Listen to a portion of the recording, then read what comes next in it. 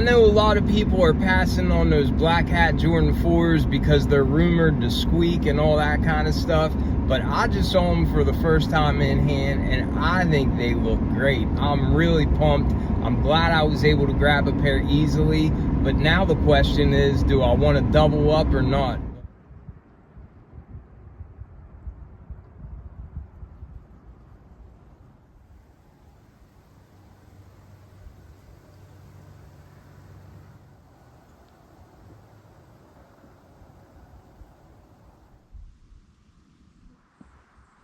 Hey, what's happening, everybody? It's your old pal, Mr. Butter, coming back at you again.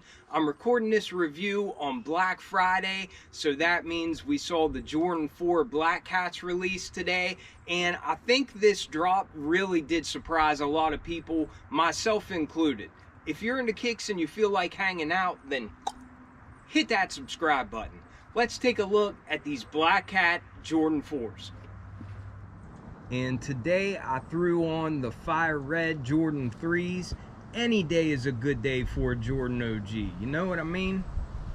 What is happening, everybody? It is wonderful to be back here with y'all again. I hope you and your loved ones all had a wonderful Thanksgiving. As always, there was a huge Black Friday Jordan release, and as always, I made sure that I was able to grab my pair. Since I don't live by a whole lot of different sneaker stores, I always like to claim my pair for in-store pickup at my local Finish Line, and I got a little bit concerned because my Finish Line only had 3 pairs in, and they were all different sizes, but one pair just happened to be my size, which was a size 10.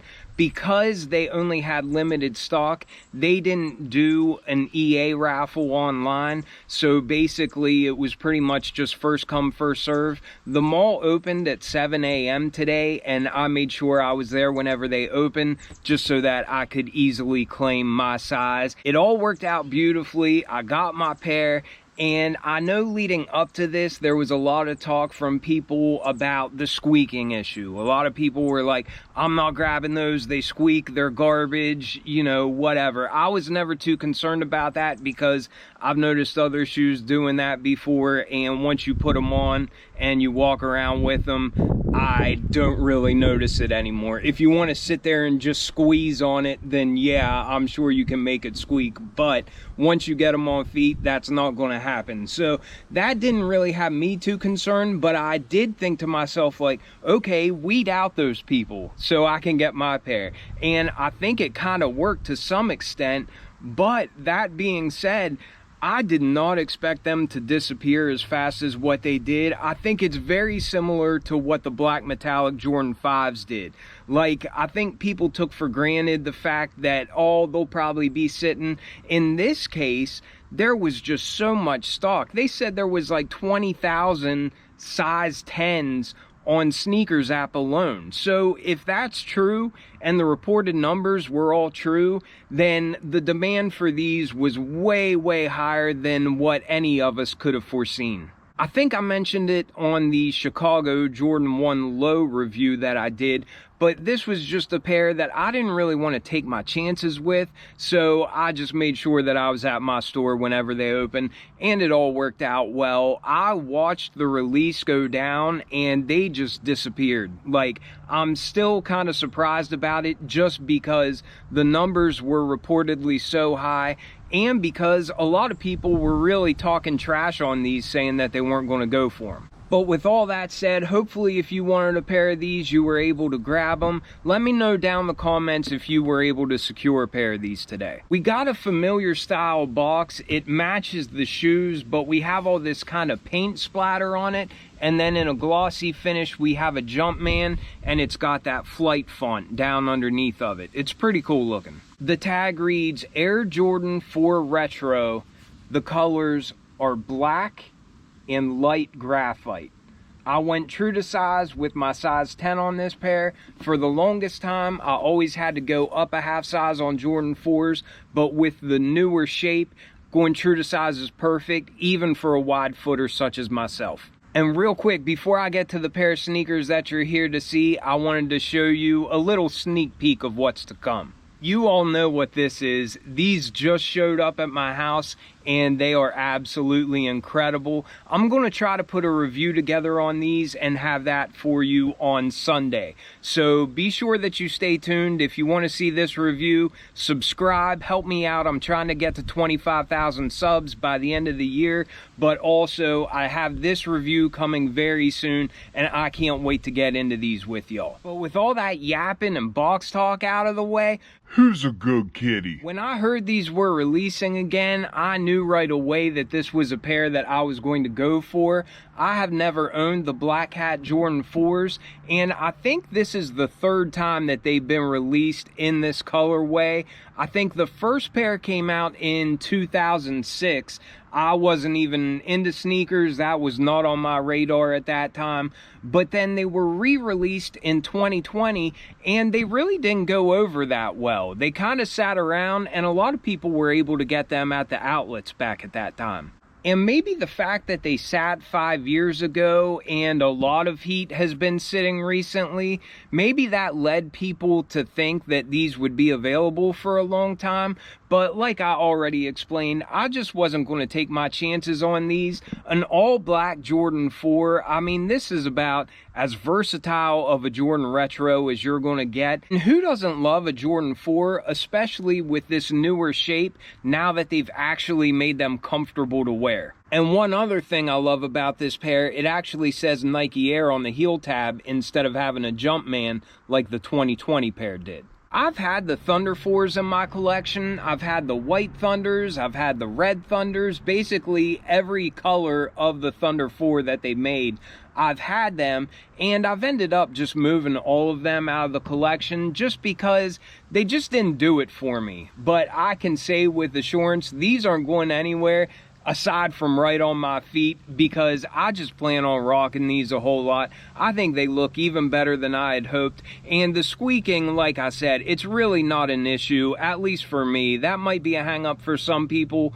but for me, I don't mind at all. And I know that when I'm wearing them, it's not going to be an issue in the least bit. And just to show you all what I'm talking about, listen. So I'll be the first to admit, you can hear that a little bit, but this is not the first Jordan 4 that has made that noise. It will not be the last Jordan 4 that will make that noise. And as soon as you unlace these a little bit and kind of give them some space, then you're not going to hear it at all. So if the squeaking was your reason for passing on these and you do get an opportunity to pick them up for retail, I would just maybe think about it a little bit more, because it's really not that big of an issue, and I would hate to see people miss out on such a dope sneaker just because a lot of people said that there was an issue with loud squeaking. But getting into the review, we have a standard Jordan 4 traction pattern. It's got herringbone traction going a bunch of different directions. It's all blacked out like the rest of the shoe, aside from the Nike branding, which is in white. That black rubber comes up to the midsole area, and it's met there with some black painted foam, and it's kind of got like a glossy finish on it. But my paint is so clean on this pair, and there's none where it shouldn't be. There's no bubbles in the paint, there's no brush strokes, like there's not excessive paint on it, and my air bubble is as crystal clear as can be, and I absolutely love seeing that. But both sides of the shoes on both shoes look absolutely perfect when it comes to the paint. Then as we come to the upper, this is a black Durabuck, but I think this feels better than what we got on the Thunder 4s.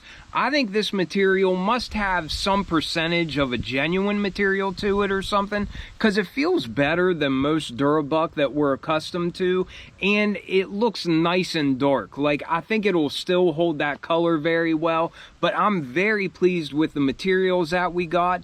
And along with that, it can be very unforgiving. Like, if the people putting these together in the factory get glue on them or have glue on their fingers and they touch another part, it can be very unforgiving, and it can really show up if you get glue on them in other places. But these, once again, are very clean, and I'm just thrilled with this QC. I'm actually starting to question whether this is Durabuck or if it's an actual nubuck. My hands are cold, so I really can't tell, and looking at it from the side, I just can't tell. So if you know, throw that down in the comments. This might be a genuine nubuck, so maybe it's not Durabuck. I don't know. Somebody that knows better will have to let me know down in the comments. But of course, this being a Jordan 4, we do get the netting on the side panels, and that's got like a black netting over top of a black mesh, and we also see that on the base of the tongue as well. And then just like I like the glossy finish down here on the painted foam, I love how these lace accents are a glossy finish as well. I think the little bit of shine that they added in on this shoe looks great up against this flat black shoe. Another thing that I didn't realize about this pair is the wings that hold up this top lace accent. Typically, they're just like a rubber material like we have on the heel tab. But on this pair, it's actually that Durabuck or that nubuck. And I think that just makes these feel a little bit more premium too. Like all 4s, we do have that rubber heel tab. But on this one, I love that we have that blacked out Nike Air. Just black on black. It's all murdered out, and I think it looks great. We got flat black laces in this pair. It didn't come with any spares, but I can't imagine putting anything else in there. I think they look just wonderful as is, so I don't plan on changing them. The top of the tongue is more of that nubuck or Durabuck material, and it's got a standard Jordan 4 tongue, and I guess that's the graphite color, but you can see the Jumpman and the Flight branding on there. It looks like the sock liner on this pair is black, or maybe that's a graphite gray as well. It looks a little bit lighter than the upper of the shoe. But then down on the insole, it's a black color, and it's got Nike Air branding on it. But that's a pretty quick look at these Black Cat Jordan 4s. I am absolutely loving my pair. I hope that all of you watching who wanted a pair were able to grab them. I don't know if they'll do a whole bunch of restocks the next couple of days. I would imagine that they would. Surely Nike and the Jordan brand has more pairs of these in stock that they'll continue to kind of leak out from time to time. But I just know I'm glad I secured my pair, and I hope you all grabbed them if you wanted them too. Be sure to stay tuned so you can see my Fragment Travis Scott Jordan 1 Low review that's coming soon. Let me know if you all picked up any shoes recently. Let me know what's on your list to grab before Christmas. I appreciate you all watching tremendously, and I will catch you all on the next one. I'm out.